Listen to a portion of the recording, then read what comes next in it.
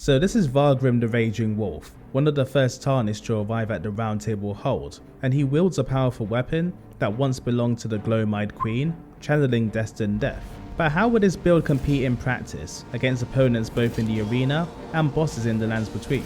I'm Bite-Sized Otaku, and in this video we'll be exploring how Vargram the Raging Wolf's cosplay could work and seeing whether there are any improvements we can make to take this build to the next level, including taking a look at its network test variation. But like the video and give it to me bite-sized. So to start, we'll be using the Raging Wolf set, which will give us 55 poise as a decent starting point with brilliant physical defense, and our elemental leaning more towards fire resistance. This set is one of the best looking in the game, with the chest piece being a fashion icon for a variety of builds which otherwise may struggle to find drip. But there's not much to add on our armor, so let's discuss our offensive. Vargram only uses the Godslayer Greatsword, which comes with the weapon art, Queen's Black Flame. This is capable of unleashing a strike of Destined Death, with a follow-up and decent poise casting, albeit a long wind-up and recovery.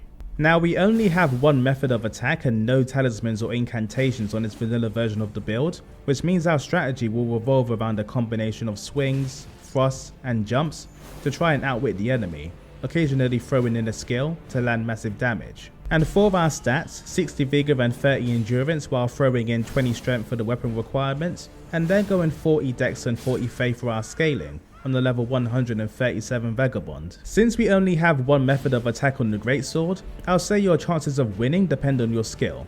So let's focus more on the issues we'll address.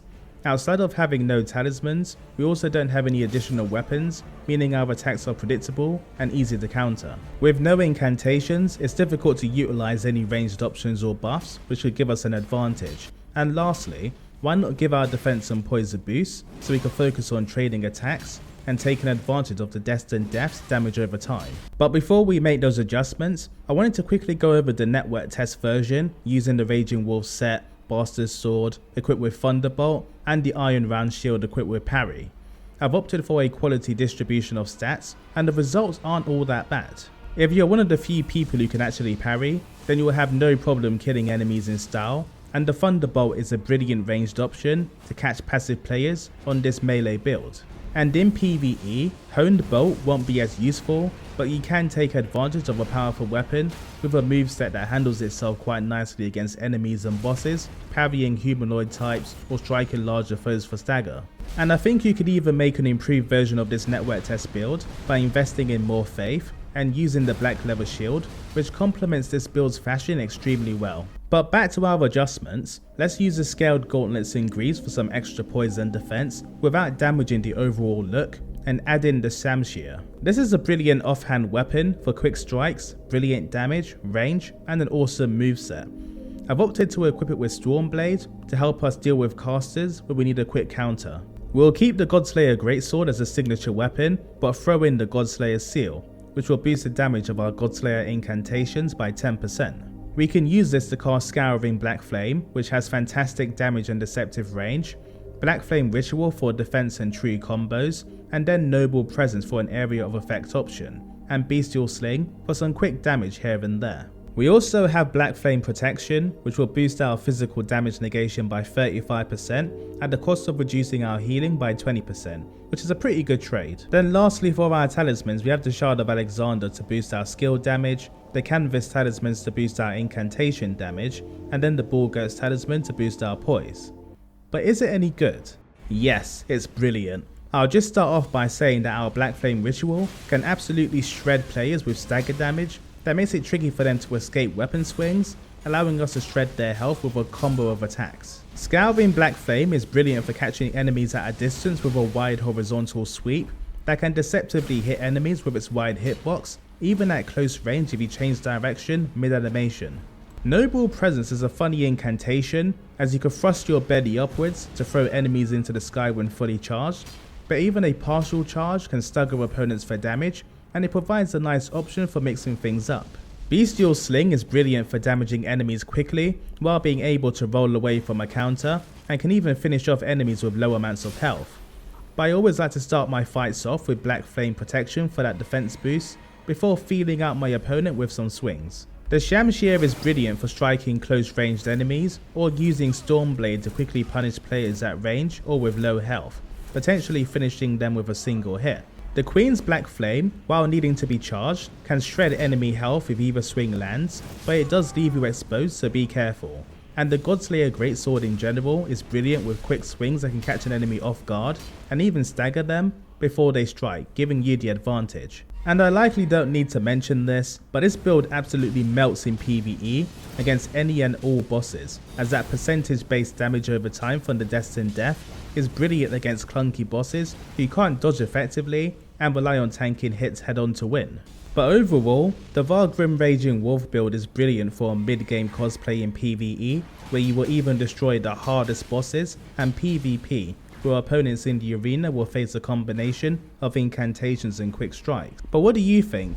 Let me know your thoughts in the comment section below, and of course subscribe. This is Bite Sized Otaku, and I hope you enjoyed.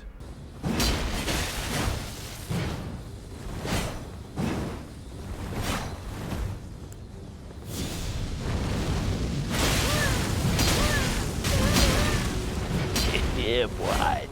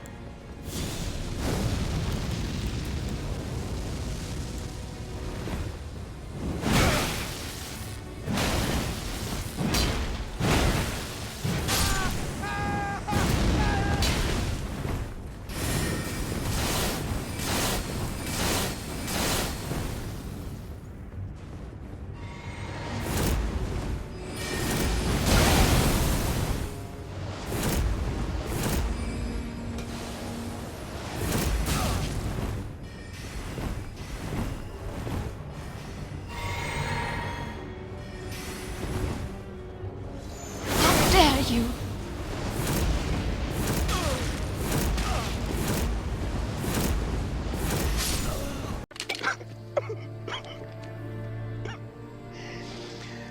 Oh, no, no.